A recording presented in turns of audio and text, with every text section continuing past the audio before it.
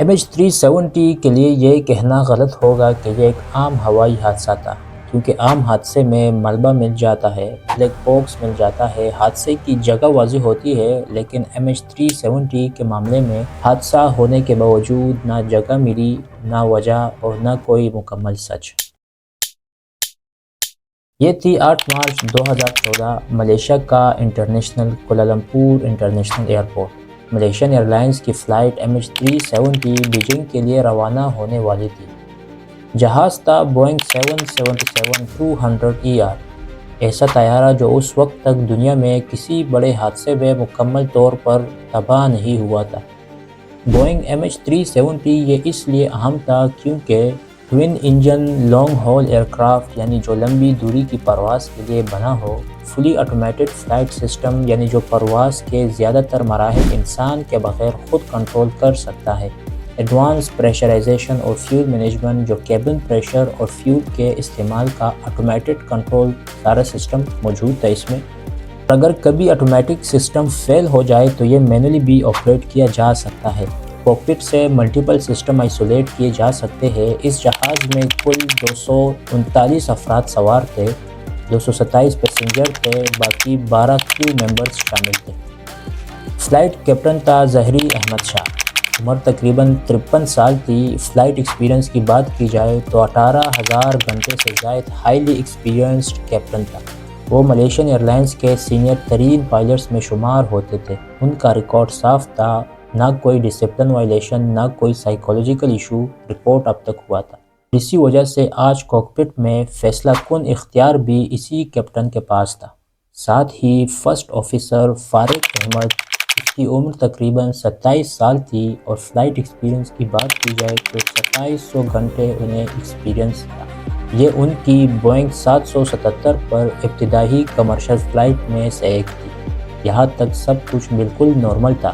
رات 12:41 طیارہ Kuala Lumpur airport کے رن وے سے ٹیک آف کرتا ہے۔ موسم کلیئر تھا، نہ بادل اور نہ ہی تیز ہوائیں، نہ کوئی ٹیکنیکل الرٹ، نہ کوئی ایمرجنسی نوٹس۔ طیارہ ملیشین ایئر ٹریفک کنٹرول کے ساتھ مسلسل رابطے میں تھا۔ تقریباً 38 منٹ بعد طیارہ اس پوائنٹ پر پہنچتا ہے جہاں ملیشین ایئر اسپیس ختم اور ویتنامیز ایئر اسپیس شروع ہونے والی تھی۔ یہی وہ لمحہ تھا جہاں سے سب کچھ بدل گیا۔ رات 1:19 پہ ملیشین ایئر ٹریفک کنٹرول نے طیارے کو ہدایت دی کہ وہ ویتنام کے ATC سے رابطہ کرے، اور اسی پر کاکپٹ سے جواب آیا، گڈ نائٹ ملیشین 370۔ یہ بالکل نارمل جملہ تھا، نہ اس میں گھبراہٹ تھی اور نہ ہی کسی خطرے کی طرف اشارہ۔ لیکن اسی جملے کے بعد صرف 1 منٹ بعد ایک غیر معمولی چیز نظر آئی۔ MH370 کا ٹرانسپونڈر اچانک بند ہو گیا۔ یہ سسٹم خود بخود بند نہیں ہوا، اسے یا تو کاکپٹ سے بند کیا جاتا ہے یا پھر مکمل الیکٹریکل فیلئر میں بند ہونا تھا۔ لیکن یہاں کوئی اور سسٹم فیل نہیں ہوا تھا، اس کا مطلب واضح تھا، کسی نے جان بوجھ کر ٹرانسپونڈر بند کیا تھا۔ یہاں سے حادثے کا امکان کم ہوتا چلا گیا اور انسانی مداخلت کا شک پیدا ہو گیا۔ اگرچہ ٹرانسپونڈر بند تھا، لیکن ملیشین ملٹری کے پرائمری ریڈار ابھی بھی طیارے کو ٹریک کر رہا تھا۔ ریڈار ڈیٹا نے یہ دکھایا ہے کہ MH370 نے وے پوائنٹ آئیگیری پر ٹرن لیا، واپس ملیشیا کی طرف آیا، مالے پیننسولا کے اوپر سے گزرا، پیننگ آئی لینڈ کے قریب سے گزرا اور پھر انڈمان سی کی سمت چلا گیا۔ یہ روٹ نہ کسی ایمرجنسی لینڈنگ کا روٹ تھا اور نہ ہی کسی آٹو پائلٹ ایرر سے ممکن تھا۔ یہ ایک ایسا راستہ تھا جو جان بوجھ کر چنا گیا ہو۔ لیکن یہاں ایک اور سسٹم کام کر رہا تھا جس کو سیٹ کوم یعنی سیٹلائٹ کمیونیکیشن سسٹم کہا جاتا ہے۔ یہ سسٹم ہر گھنٹے بعد سیٹلائٹ کو ایک آٹومیٹک سگنل بھیجتا تھا جس سے ہینڈ شیک پنگ کہتے ہیں۔ ان سگنل سے یہ ثابت ہوا ہے کہ MH370 کم از کم 7 گھنٹے 37 منٹ تک ہوا میں موجود رہا، لیکن نہ کوئی ایمرجنسی کال، نہ کوئی ہائی جیک الرٹ۔ اس کا مطلب یہ تھا یا تو کاکپٹ مکمل کنٹرول میں تھا یا طیارہ ایسے موڈ میں تھا جہاں کوئی بول نہیں سکتا تھا۔ سیٹلائٹ ڈیٹا کی بنیاد پر جو مکمل فلائٹ کوریڈورز بنائے، northern route China central Asia, southern route Indian ocean اور ناردرن روٹ اس لیے ریجیکٹ ہوا کیونکہ وہاں پر ملٹری ریڈارز تھے۔ کسی نے طیارے کو نہیں دیکھا۔ آخر کار تمام ساؤتھرن انڈین اوشن کی طرف اشارہ کرتا گیا۔ ملیشیا، آسٹریلیا، چائنا، امریکہ اور کئی دوسرے ملک سرچ آپریشن میں شامل ہوئے۔ تقریباً 1,20,000 اسکوائر کلومیٹر سمندر میں سرچ آپریشن کیا گیا۔ اربوں ڈالرز خرچے ہوئے لیکن نہ بلیک باکس ملا، نہ مکمل ملبہ۔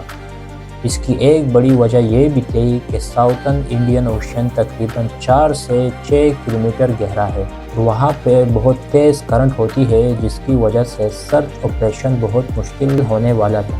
کچھ عرصے بعد افریقہ کے ساحل پر پیپیرو ریونین آئی لینڈ پر کچھ ٹکڑے ملے، جن کی تصدیق ہوئی کہ یہ بوئنگ 777 MH370 کے ہی حصہ تھے۔ تحقیق کے دوران کیپٹن زہروی احمد شاہ کے گھر سے فلائٹ سیمولیٹر ملا۔ اس میں ایک ایسا روٹ ریکارڈ تھا جو ساؤتھرن انڈین اوشن تک جاتا تھا۔ یہاں وہ پوائنٹ تھا جہاں سے پائلٹ سوسائڈ تھیوری جان بوجھ کر کرش کا شک پیدا ہونے والا تھا، لیکن نہ کوئی فیئر ویل میسیج، نہ کوئی سائیکولوجیکل ڈائگنوسس، نہ کوئی فائنل پروف۔ یہ تھیوری آج تک ثابت نہیں ہو سکی۔ آج تقریباً 11 سال بعد بھی نہ بلیک باکس ملا، نہ کرش پوائنٹس کنفرم ہوئے، نہ ہی ذمہ داری کسی پر ڈالی جا سکتی ہے۔ MH370 ایک ایسا کیس ہے جہاں ٹیکنالوجی، انسان اور نظام تینوں ناکام ہوتے نظر آ رہے ہیں۔ اسی وجہ سے یہ حادثہ آج بھی اوپن کیس سمجھا جاتا ہے۔ امید کرتا ہوں آپ نے ویڈیو کو انجوائے کی ہوگی۔ اگر آپ کو پسند آئی ویڈیو تو فالو کرنا نہ بھولیے گا۔ نیکسٹ ویڈیو پہ ملتے ہیں، تب تک کے لیے خدا حافظ۔